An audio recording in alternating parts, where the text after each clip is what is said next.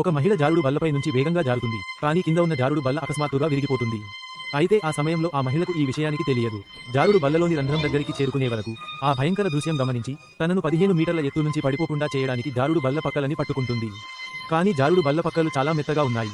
మహిళ ఎంత బలంగా ప్రయత్నించినా తన శరీరాన్ని కిందికి జారకుండా ఆపలేకపోతుంది. త్వరలోనే ఆమె కాళ్లు గాల్లో వేలాడుతూ ఉంటాయి. మహిళ జారుడు బల్ల అంచున బలంగా పట్టుకుని గాల్లో వేలాడుతూ కష్టంగా నిలబడుతుంది. భయంతో మహిళ గట్టిగా కేకలు వేస్తుంది. ఆ కేకలు వెంటనే సహచరుల దృష్టిని ఆకర్షిస్తాయి. ఒక వ్యక్తి ఆ దృశ్యం చూసి వెంటనే జారుడు బల్లపై కూర్చుని సహాయం చేయడానికి వెళ్తాడు. కానీ ఈ పద్ధతి మహిళ దగ్గరకు త్వరగా చేరుకోలేకపోతుంది. జాగ్రత్తగా లేకపోతే తాను కూడా ఎత్తు నుంచి పడిపోతాడు. అయితే ఆ సమయంలో మహిళ ఇక నిలబడలేకపోతుంది. ఆందోళనతో గట్టిగా ఏడుస్తుంది. ఈ అత్యవసర సమయంలో ఒక వ్యక్తి ప్రమాదాన్ని పట్టించుకోకుండా వేగంగా ఎత్తుపైకి ఎక్కుతాడు. మహిళ మనసులో ఆశ కలుగుతుంది. తన శక్తిని మొత్తం ఉపయోగించి జారుడు బల్ల అంచున బలంగా పట్టుకుంటుంది.